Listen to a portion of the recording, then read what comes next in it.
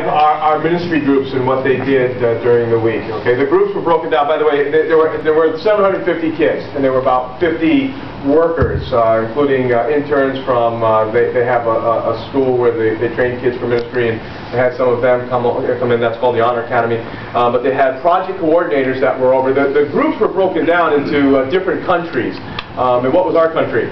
Panama! We were in Panama, and our city was what? Chitre. Right, so it was broken down by countries and then cities within that country. We were Panama, Chitre. So there were project coordinators over the different countries. And so we had a project coordinator over Panama, and then there were team leaders over the different cities. So we had team leaders, and you'll see them in some of the pictures later on. And then they had ministry advisors who were some of the adults that then oversaw the ministry activities of a group of 5 to 7 kids or so. And so this is the ministry group that these guys got into. Go ahead, Josh. All right. These are called MIGs, which is Minister in Groups. As Sam told you, we went out at like 7 o'clock, 7:30, and then when we got there, we would get in our MIGs and go minister to people and paint houses and such. That guy on the right, that's me. And then the other guys, they don't really matter. That's Sam, Danielle, John. And the 2 people on the left, they're from Minnesota. They had like 30 kids with them. But we got those 2. That's Kelsey and Raj. Raj was your ministry advisor, right? Your MIG leader? Yeah. He was the youngest MIG leader. Yeah, you guys got the older ones. Like, oh, never mind, that's you. I was the old one, yeah. Thanks for sharing. Go ahead. This is a house that woman in the middle, I don't remember her name, that whole thing behind them was junk. It was just crap everywhere. We actually found a cockroach, and we said in Spanish, which is La Cucaracha. All the little kids started singing, dancing. It was pretty cool. And they helped us clean the yard. We threw it into this hole, and then we prayed with her and stuff. And that's actually not even our MIG. So prompt. But what would the MIGs do during the day, John? We would go out and we would search for people who needed help. We would just ask anybody if they needed anything done with their house, their yard. And then afterwards we would, evangelize to them and try to lead them to God. This was actually the third day, but we went to them on the first day, and you see the blue curtain in the back. That's where their door would be. And the door was completely mangled because he had some guy break into his house and steal everything he had. So we went the first day and we worked for a good hour and a half trying to fix the door, and finally Roger and Kelsey, they fixed the door while me, John, Danielle, and Sam, we painted the house, as you can tell by my pants. We did more painting on me than we did the house. It's all good. And then all the little kids, they were awesome. They were there every morning at 7 waiting for us to get there. And they did as much work as we did. They were just, at my age, at their age, I wasn't going, yeah, Dad, can I come with you and paint a house? I was going, I'm sitting in bed. These kids out every day at 7:30 trying to paint. It was awesome. Who's that on the left, John? That is the coolest guy we met on the trip. That's Willie, the translator. He was awesome. And then you can see Raj on the left next to Willie. Above him, we got him saved on the first day. He's 15. His name's Eagle. Sam's new best friend.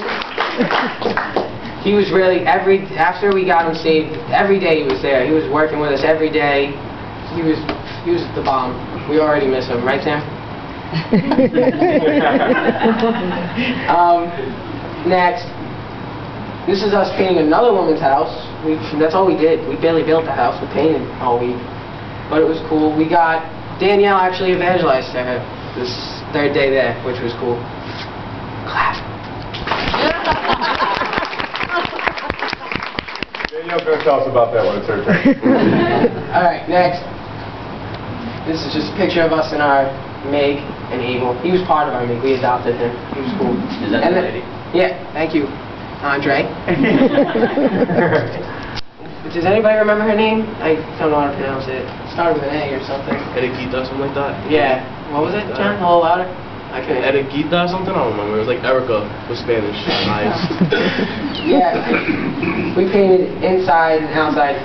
Actually, really cool story. Last year, the missionaries actually helped with her house, and they told her that next year someone would be back and paint her house. And the first day, that was the first door we knocked on, and she couldn't believe it. She was barely awake. She was like, huh? And then we told her who we were and what we were doing, and then she told Willie the story in Spanish because we didn't understand it.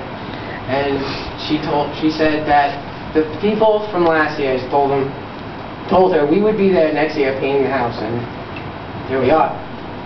Next. Well, that's our MIG group. So Jen and I were in a group together with 3 other kids, and one of them was from Minnesota, but 2 of them were from New Jersey. I think. No, Or was it 2 of them? no, Colin was from Maryland. Oh, that's right. Joe Maryland. was from Minnesota. Oh, right. And Sarah was from New Jersey. Yeah. So those are the kids that we worked with. We went out into the community with every day. That's us with our group. Oh, that's a woman whose house we painted the inside of her house. Her name was Evelia, and that's her daughter, Lorna. And so, you know, you walk into her house, and you know they got these curtains, things, and whatever. And it's just the house is just wood thrown together. You know, there's all different kinds of wood in the house. You know, for walls and you know just exposed studs with plywood on it, and you know just bare. And so we asked her if we wanted to paint her house. At first, she was a little suspicious when we came by. I think she was looking like out the gate, like, you know. But we told her what we were doing, so she invited us in. We painted her house. But you know, she had in the house.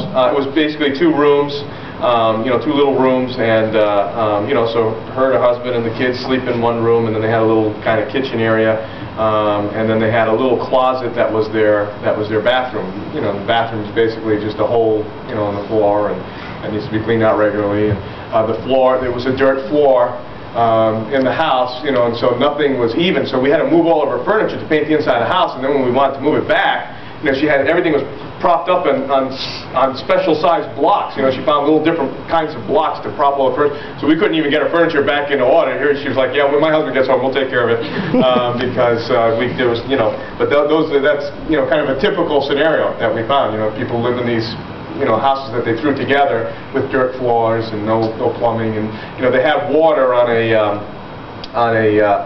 they have like a 5-gallon jug of water on this little contraption that they could just tip it, so they could just tip it to get water or tip it to use it for whatever, and so that was her house. That was I think on the first day, and then I think there's a picture on the last day, because on the last day we shared the gospel with her, and she accepted Christ, and you can see that the walls are white now. That was what we did in the house. So.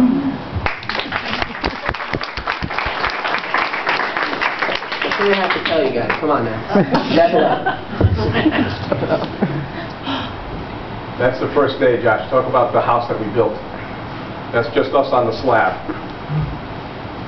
What am I saying? Tell us about the house. Step up your game, Josh. Shouldn't have to tell you. Thanks.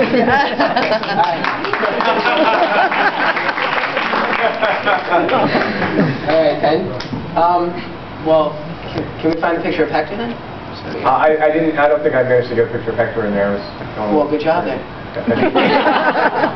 All right, well, we had orientation the second day, and this guy Hector, he came to Rancho Alamo Bonito, and he told us what we were going to